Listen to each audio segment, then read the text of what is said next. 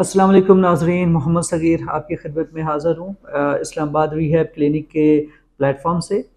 और आज की जो हमारी वीडियो है और आज का जो ये सेशन है, मैं कोशिश करूँगा कि इसमें आप लोगों को एजुकेट किया जाए और ऐसी इंफॉर्मेशन फ्राहम की जाए जिसकी बेस पे आप अपना सेल्फ एनालिसिस कर सकते हैं। सबसे इम्पॉर्टेंट जो चीज़ है आजकल के इस दौरे हाज़िर की, जो सबसे ज़्यादा साइकोलॉजिकल रिक्वायरमेंट जो हम कह सकते हैं कि ज़हनी सेहत को हम कैसे बेहतर रख सकते हैं और ज़हनी सेहत का क्या रोल है हमारी जिस्मानी सेहत के साथ, इसका रिलेशनशिप क्या है, इसका ताल्लुक़ क्या है,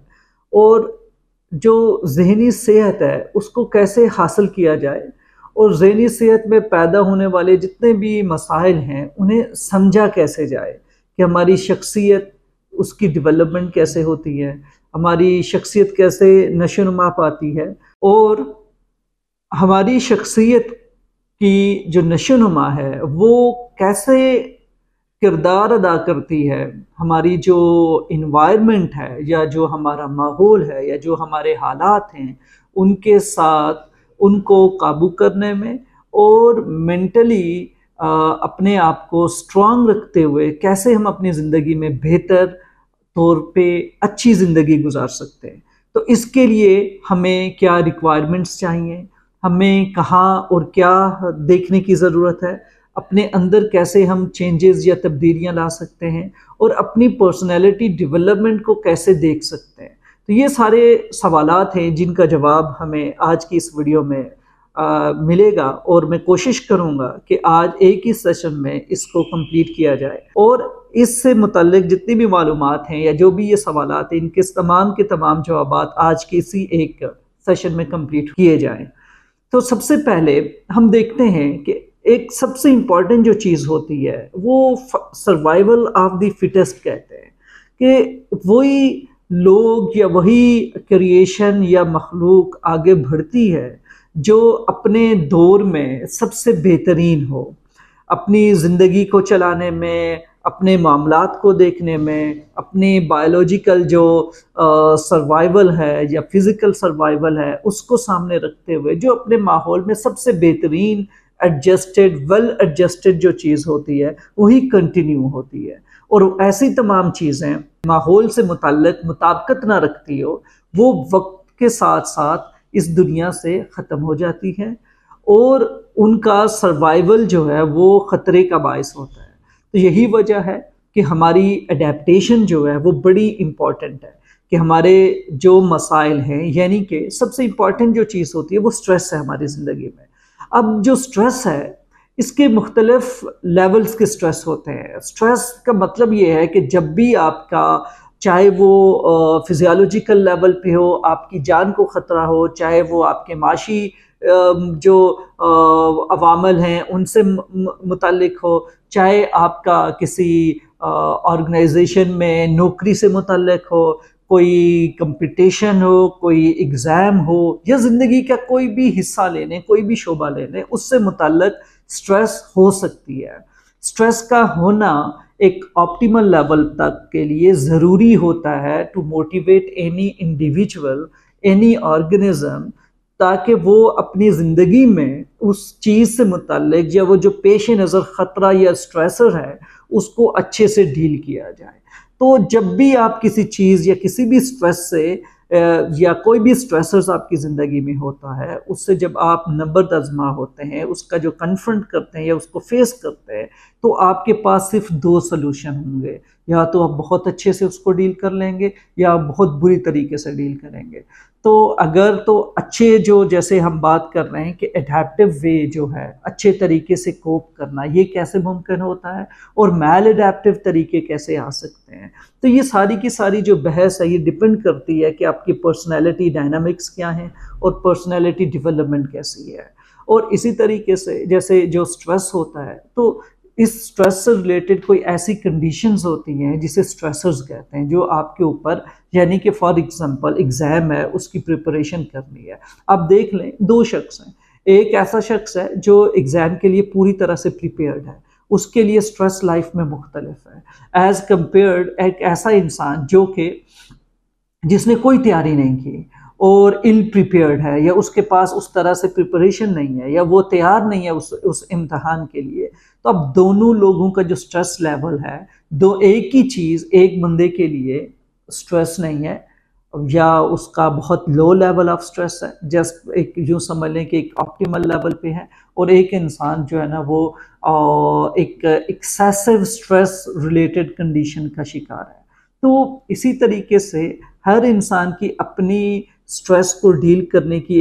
एक स्ट्रेंथ होती है, एक ताकत होती है जिसे उसने लेके चलना होता है। तो जब भी आप स्ट्रेस को फेस करते हैं, आपके अंदर कॉग्निटिव लेवल पे यूँ समझ लें कि आप अपनी सोचो विचार से आप उसके बारे में सोचते हैं, उस स्ट्रेस के बारे में कि ये जो मसला है, क्या ये मसला, ये परेशानी मैं इसको आसानी से डील कर सकता हूँ, मैं इसको ओवरकम कर सकता हूँ, मैं इसको अपनी ज़िंदगी में बेस्ड, ये आपके पास्ट एक्सपीरियंस पे बेस्ड होता है जो कॉग्निटिव अप्रेजल होता है। यानी कि स्ट्रेस को आपने फेस किया और आपने दिमाग पे उसके बारे में सोचा कि यार पास्ट में अगर ऐसा कुछ हुआ था तो मैंने कैसे रिएक्ट किया था, या उस वक्त के कंसिक्वेंसेस या एक्सपीरियंस क्या था। वो एक्सपीरियंस आपकी कॉग्निटिव अप्रेजल जो है कि अभी का जो स्ट्रेस है उसको डील करने में एक कलीदी किरदार अदा करेगा। और इसी तरीके से जो आपकी ईगो स्ट्रेंथ है डिपेंडिंग ऑन पास्ट एक्सपीरियंस, वो भी इम्पैक्ट करेगा आपका जो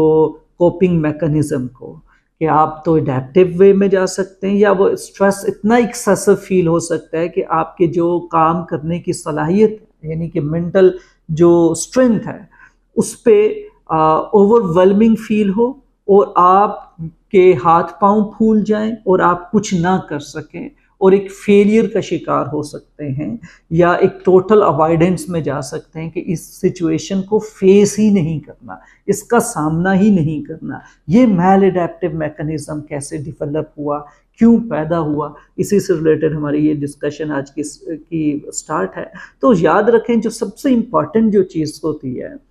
कि आप अपने आप को रेलेवेंट इंफॉर्मेशन दे रहे होते हैं, वक्त के साथ साथ अपग्रेड कर रहे होते हैं खुद को। फॉर एग्जांपल, अगर आप टेक्नोलॉजी के मुताबिक जो आजकल के जो दौरे हाजिर जो है इसके जो चैलेंजेस हैं उनके बारे में आपकी अगर नॉलेज नहीं है, इंफॉर्मेशन नहीं है, you are not well prepared, आपके पास उसके मुताल्लिक मालूमात नहीं है, तो जब आप उस चीज़ को करने के लिए चाहेंगे तो आपको नाकामी का सामना करने के चांसेस बहुत ज़्यादा हैं। इसके बरक्स अगर आप उस प्रॉब्लम के बारे में पहले से इंफॉर्मेशन रखते हैं, प्रॉब्लम आइडेंटिफिकेशन पे काफ़ी काम हुआ है आपका ऑलरेडी, और आपके पास रेलेवेंट और एडिक्वेट इंफॉर्मेशन है, तो अब आप जो कॉग्निटिव अप्रेजल डेवलप करेंगे वो बड़ा एडेप्टिव होगा, बड़ा पॉजिटिव होगा, सेल्फ इस्टीम को बढ़ाने वाला होगा। यानी कि इंसान के जो सेल्फ इस्टीम है ये दो तरह की होते हैं। जब भी हम स्ट्रेस से दो चार होते हैं, हम ये सोचते हैं, इसमें दो तरह के व्यूज पैदा हो सकते हैं जो कॉग्निटिव अप्रेजल में। एक तो ये है कि हम अपनी सेल्फ इस्टीम के बारे में सोचते हैं कि यार मैं ये काम कर सकूंगा या नहीं कर सकूंगा, और उस वक्त उस स्ट्रेस के दौरान अगर आपकी जो कॉग्निटिव इवैल्यूएशन है उस मसले के मुताल्लिक और अपने मुताल्लिक कि आया कि मैं इस मसले को हल कर सकूंगा, या ये मसला मेरे हल करने से बाहर है, या उसकी जो मेरी इस्तेताअत या ताकत या हिम्मत है उससे बढ़कर ये मसला है, तो ये जो इवैल्यूएशन है ये डेफिनेटली आपकी जो कोपिंग मैकेनिज्म है उसको अफेक्ट करेगी नेगेटिवली। और इसी तरीके से कुछ लोग होते हैं कि वो सेल्फ इस्टीम को सोचने के बजाय अदर इस्टीम पे ज़्यादा फोकस करते हैं कि यार लोग क्या सोचेंगे, मैं जिनके सामने हूँ या जहाँ पे अगर मेरा कोई किसी किस्म का भी रिएक्शन होगा, कोपिंग बिहेवियर होगा, जो पर्सनैलिटी या कोई भी ऐसा तरीक़ा जो मैं इख्तियार करूँगा इस मसले को हल करने के लिए, उसका इम्पैक्ट लोगों पे क्या होगा, लोगों के सामने मेरा ये रवैया कैसा रहेगा, लोग कैसे इवैल्यूएट करेंगे। और उस वक्त अगर आप अपने इस अमल में लोगों को ज़्यादा फोकस करेंगे और लोगों की जो एक्सेप्टेंस और आपकी तरफ जो एक निगलेक्ट का एलिमेंट है वो ज़्यादा नुमायाँ है, और इसी कन्फ्लिक्ट का आप अगर कॉग्निटिव लेवल पे शिकार हो जाते हैं तो आपकी जो कोपिंग या फिर जो आपकी प्रॉब्लम सॉल्विंग जो स्ट्रेंथ है वो बेसिकली एक कन्फ्लिक्ट का शिकार हो जा रही है। इसका मतलब ये है कि अदर इस्टीम में या सेल्फ इस्टीम का शिकार होने की ज़रूरत अब नहीं थी, क्योंकि अभी प्रॉब्लम जो है वो एक माशी बुरहान है, या आपका कोई और साइकोलॉजिकल इशू है, या आपने कोई इम्तहान के लिए प्रिपेयर होना है, या आपने अपीयर होना है, या फिर आपकी देखिए आपकी कोई एक नॉवल सिचुएशन हो सकती है, कोई नई ऐसी सूरत हाल पैदा हो सकती है जिसे आपने डील करना है, और उस वक्त आप उस चीज़ को डील करने के बजाय आप अपने साथ एक जंग का शिकार हो जाते हैं, एक कश्मकश का शिकार हैं अपने साथ कि यार मुझसे होगा या नहीं होगा, अगर नहीं होगा तो उस शख्स का क्या, वो क्या कहेगा, सर क्या कहेंगे, टीचर क्या कहेंगे, वालदेन क्या कहेंगे, या मेरा जो एम्प्लॉयर है या बॉस है या कोई और मैनेजर है वो क्या कहेगा। तो जब इस कन्फ्लिक्ट में आप शिकार हो जाते हैं तो आपकी जो कैपेसिटी है किसी काम को करने की वो इनकैपेसिटेट होना शुरू हो जाती है, और आप ओवरवेल्म फील करेंगे, और जो आपकी स्ट्रेंथ है किसी काम किसी स्ट्रेस को डील करने की वो इतनी एक्सेसिव स्ट्रेस में चली जाएगी कि आप इमोशनल नमनेस में भी जा सकते हैं और आप पूरी तरह से ब्लैंक हो सकते हैं, और नतीजा ये निकलेगा कि एक फेलियर का सामना करना पड़ेगा। अब जब ये फेलियर पैदा होगा तो कुछ लोग जो है वो पैनिक अटैक का शिकार हो सकते हैं, कुछ लोग जो है वो घबराहट का शिकार हो सकते हैं, और कुछ लोगों को इतना एक्सेसिव स्ट्रेस होता है कि वो उस सिचुएशन में आगे आ ही नहीं सकते, और उस स्ट्रेस को इवन कन्फ्रंट ही नहीं कर सकते, उसके बारे में सोचकर ही उनके लिए इतनी बड़ी परेशानी का बायस बनती है ये। तो अब ये जितनी भी चीज़ें हमने डिस्कस की हैं इसमें अब एडेप्टिव मैकेनिज्म के लिए सबसे इम्पॉर्टेंट जो चीज़ है वो ये है कि आपका जो भी इन्वायरमेंट है, जिसमें हमने डिस्कस करना था कि हमारी जो पर्सनैलिटी है ये with the passage of time जो हमारे स्ट्रेस डिफरेंट लेवल के स्ट्रेस होते हैं। फॉर एग्जांपल एक बच्चा है, अगर हम उसकी बात करें तो उसके स्ट्रेसर्स डिफरेंट हैं, उसकी लाइफ के मसाइल डिफरेंट हैं। वो जैसे कि एक अटैचमेंट फिगर है, वालिदा अगर कहते हैं, मदर जो है किसी बच्चे की, अब मदर को वहाँ पे उस रूम में उस जगह पे मौजूद ना देखकर उसकी परेशानी पैदा हो सकती है, और जैसे ही वो माँ को ढूंढ लेगा परेशानी उसकी सॉल्व होगी। फॉर एग्जांपल कि मदर को देखा, बच्चे का रिस्पांस ये है कि वो रोया और उसकी आवाज़ सुन के मदर आ गई, प्रॉब्लम सॉल्व। तो पर्सनैलिटी डेवलप होती है क्योंकि क्या सिचुएशन हुई, क्या रिएक्शन जाहिर किया, स्ट्रेसर क्या था, आपने आपकी पर्सनैलिटी में से ऐसी कौन सी सिचुएशन प्रॉब्लम सॉल्विंग टेक्निक आपने यूज़ की और प्रॉब्लम सॉल्व हुआ। तो पर्सनैलिटी डेवलप होना शुरू हो जाती है, आहिस्ता आहिस्ता मसले बढ़ना शुरू हो जाते हैं। जैसे जैसे ज़िंदगी ग्रो करती है, ज़िंदगी आगे बढ़ती है, मसाइल की नोयत भी बदलती चली जाती है। इन्हीं मसाइल से जब जब आप दो चार होके अपनी स्ट्रेस को अच्छे से मैनेज करते हैं और उस पर सब्र जैसे आप कर लेते हैं, आप स्ट्रेस को टॉलरेट करते हैं। सब्र से मुराद ये है कि उस स्ट्रेस को टॉलरेट करना। फॉर एग्जांपल एक बच्चा है, उसे पता है वालिदा किसी काम से गई हुई हैं, तो जब तक वालिदा वापस आती हैं, जब तक मदर वापस आती है, तब तक उस स्ट्रेस को बेयर करना, और जैसे कि क्राइंग है या ऐसा बिहेवियर है उसमें ना जाना, ये उसका ईगो स्ट्रेंथ है, ईगो कंट्रोल इसे कह सकते हैं। कॉग्निटिव अप्रेजल पॉजिटिव है, वो खुद को ये बताता रहे, वो बच्चा या बच्ची खुद को ये कहता रहे कंटिन्यूअसली कि मेरी मदर ने वापस आ जाना है, अभी आती होंगी।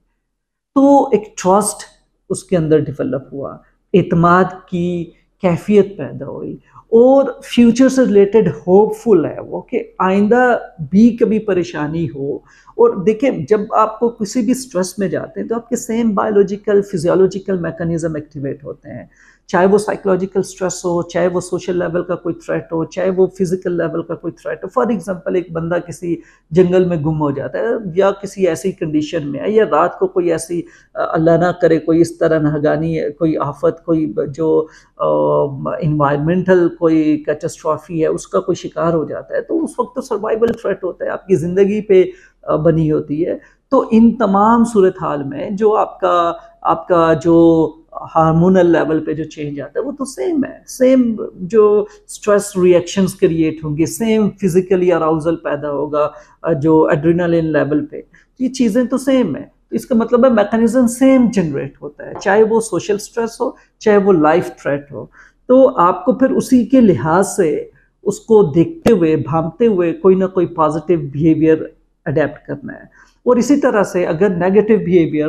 पास्ट की आपकी ट्रेनिंग अच्छी नहीं रही और स्ट्रेस को लेके ऐसा नेगेटिव अप्रेजल आप जनरेट कर लेते हैं, सीख लेते हैं कि जी मसले तो बहुत बड़े होते हैं और मैं तो अपने मसलों पे काबू नहीं कर सकता या मेरा इख्तियार नहीं है इन चीज़ों पे। अब ये वो नेगेटिव अप्रेज है। लास्ट टाइम भी मैंने ये कोशिश की थी, मुझसे तो मसला ही नहीं हल हुआ, मैं तो मसला हल ही नहीं कर पाता, मुझे मसला हल करने के लिए मुझे वालिदैन की ज़रूरत है या मुझे किसी की मदद चाहिए। तो आपके अंदर पर्सनैलिटी में ऐसी डेवलपमेंट हो रही होती है कि आप एक डिपेंडेंट पर्सनैलिटी के साथ उभरते हैं। आपको हमेशा कोई साथ चाहिए, हमेशा किसी का सहारा चाहिए और आप हमेशा अपनी प्रॉब्लम्स किसी के थ्रू एक प्रॉक्सी पे या किसी बंदे की मदद से या किसी को इन्वॉल्व करके आप अपनी ज़िंदगी में बढ़ रहे हैं। तो आपको हमेशा उन बैसाखियों की ज़रूरत रहेगी, क्योंकि आपने अपने आप को इन्हीं बैसाखियों के साथ चलाने के लिए आपने अपनी पर्सनैलिटी को ऐसे डेवलप किया। इनके बगैर भी आप बढ़ सकते हैं, लेकिन ये जो पॉजिटिव अप्रेजल है कॉग्निटिव लेवल पे, ये बढ़ाना चाहिए। आपको अपने आप को टेस्ट करना चाहिए, एडेप्टिव वेज क्या होते हैं और रिएक्शंस क्या हैं जो एक बॉडी, फॉर एग्जांपल जैसे ही आप स्ट्रेस आउट होते हैं तो एकदम से बॉडी कुछ रिएक्शंस जनरेट करती है। उन रिएक्शंस को देखें और ओवरली रिएक्ट ना करें और रिएक्शंस को पूरी तरह से प्लान करें कॉग्निटिव लेवल पे, ताकि आपको पता हो कि आपका कोई भी बिहेवियर, आपका कोई भी रिएक्शन वो कंट्रीब्यूट करेगा आपकी जो मैकेनिज्म है उसको एडेप्टिव बनाने में या उसको मैल एडेप्टिव बनाने में। या तो आप माहौल के साथ मुताबिकत इख्तियार करेंगे या आप माहौल के में जो है ना मुताबिकत के बगैर रहेंगे, आपकी मुताबिकत माहौल के मुताबिक नहीं होगी। तो अगर आप माहौल के मुताबिक नहीं हैं, माहौल से मुराद आपके चारों तरफ जो भी सिचुएशंस चल रही हैं, रिलेशनशिप्स, आपकी फाइनेंशियल लाइफ, आपकी जॉब, आपकी एकेडमिक्स, आपका इवन अपना बायोलॉजिकल जो या फिजियोलॉजिकल मैकेनिज्म है, ये सारे के सारे, फॉर एग्जांपल कोई अगर किसी डिजीज़ में मुब्तला है तो ये फिजियोलॉजिकल चीज़ें हैं। कोई बीमारी है, कोई क्रॉनिक डिजीज़ है, डायबिटीज़ है, किसी को ब्लड प्रेशर है, अल्लाह ना करे किसी को कैंसर है या कोई और इस तरह की कंडीशन है, तो ये वो बायोलॉजिकल कंडीशंस हैं जिसकी वजह से आप स्ट्रेस में रह सकते हैं। तो इन सारी सिचुएशंस को देखते हुए ये आपका माहौल है, आपका इन्वायरमेंट है, आपकी सराउंडिंग्स है, इन सराउंडिंग्स को कैसे इंटरप्रेट करते हैं और किस किस्म के कॉग्निटिव, पॉजिटिव कॉग्निटिव अप्रेजल अपने जहन में रखते हैं और आपकी ईगो स्ट्रेंथ और ईगो कंट्रोल कैसा है, ये डिफाइन करेगा कि आपके जो अडेप्टेबिलिटी है वो किस लेवल की होगी, वो मैल एडेप्टिव होगी या एडेप्टिव होगी। तो इसलिए अपने रिएक्शंस को मेजर करें, गेज करें और उन्हें ज़रूर इवैल्यूएट करें। खुद जायज़ा लें कि आपने जो रिएक्शन किया लास्ट किसी स्ट्रेस पे वो कैसा था, क्या वो सही था, क्या वो एडेप्टिव था, क्या वो एडिक्वेट था, मुनासिब था या गैर मुनासिब है, और उसमें तब्दीली की ज़रूरत है। अगर आप ये सीख लेते हैं और ये इवैल्यूएशन करना शुरू कर देते हैं, सेल्फ एनालिसिस करना शुरू कर देते हैं, तो आप बेसिक लेवल की इंफॉर्मेशन लेना शुरू कर दी और आपने अपने रिएक्शंस को क्वेश्चन करना शुरू कर दिया है। ये वो फर्स्ट स्टेज होती है जब आप अपने आप को बदलने की तरफ लेके जाते हैं। और याद रखिए जो चेंज होता है वो हमेशा डिफ़िकल्ट होता है, मुश्किल होता है उसको एक्सेप्ट करने में, क्योंकि उसके अंदर एक नयापन होता है, नॉवेल्टी होती है, उसमें वो अजनबी महसूस होता है, जो चेंज होता है या तब्दीली होती है। तो इस तब्दीली को जब एक्सेप्ट करेंगे फॉर द ग्रेटर काज, तो डेफिनेटली आपकी इसकी इस नावल्टी को पसंद करना शुरू कर देंगे और इसको अपनी ज़िंदगी का हिस्सा बनाएं, अपनी शख्सियत का हिस्सा बनाएं और देखें आपकी पर्सनैलिटी में एक नया निखार पैदा होगा, उसमें बेहतरी आएगी। और जो maladaptive primitive level of reactions हैं, यानी कि वही बेसिक हद के बहुत छोटे या बहुत पुराने या रिजिड और ज़िद्दी और इस तरह के जो आपके अंदर जो है ना रिएक्शंस हैं, वो आहिस्ता आहिस्ता से एडेप्टिव तरीक़ों में बदलना शुरू हो जाएंगे। फॉर एग्ज़ाम्पल, एक बंदा बड़ा रिएक्टिव, बड़ा इम्पल्सिव है और वो आइंदा से ये प्रैक्टिस करे कि मैंने स्ट्रेस को टॉलरेट करना है, इनएडिक्वेसी को टॉलरेट करना है और जहाँ पे हालात मेरे मुताबिक ना हों उनके साथ कोशिश करना है कि उनको बर्दाश्त करूं, उसमें मौजूद रहूं और जो टेंशन है या जो सख्ती है उसको फेस करो, सिंपल फेस करने की कोशिश करें। देखें आपके अंदर रिस्पॉन्स टॉलरेंस, आपके अंदर स्ट्रेस टॉलरेंस और बर्दाश्त और सब्र पैदा होगा। और अगर ये करना शुरू कर दें तो आप टाइम आउट ले सकेंगे अपना अच्छा एडेप्टिव मेथड या कोपिंग मैकेनिज्म टेलर आउट करने में, उसको बनाने में। और जब आपको पता होगा कि मेरा अमल ये होगा, मेरा रिएक्शन ये होगा और आप उसको खुद से लिखते हैं, खुद से बनाते हैं, तो आप रिएक्टिव नहीं रहेंगे और आप बड़े प्रोएक्टिवली ज़िंदगी में आगे बढ़ेंगे, इंजाम को जहन में रख के सोचने वाले इंसान बन जाएंगे और फिर आपकी पर्सनैलिटी और आपकी शख्सियत बहुत बेहतरीन हो जाएगी और ज़िंदगी के जो स्ट्रेसर्स हैं वो आपको ओवरवेलमिंग महसूस नहीं होंगे। तो उम्मीद करता हूँ कि आपके लिए ये आज की वीडियो एक खुद शनासी का एक नया दौर साबित हो और इस नई तब्दीली को आप कबूल करें और इसको एक्सेप्ट करें, इसको दिल से लगाएं और इंशाअल्लाह अगली वीडियो में मज़ीद किसी नए साइकोलॉजिकल ऐसी ग्रोथ से रिलेटेड, वेलनेस से रिलेटेड किसी नए प्रोग्राम के साथ, किसी नए सेशन या टॉपिक के साथ आपके सामने हाजिर होंगे। तो इंशाअल्लाह तब तक के लिए अल्लाह हाफ़िज़।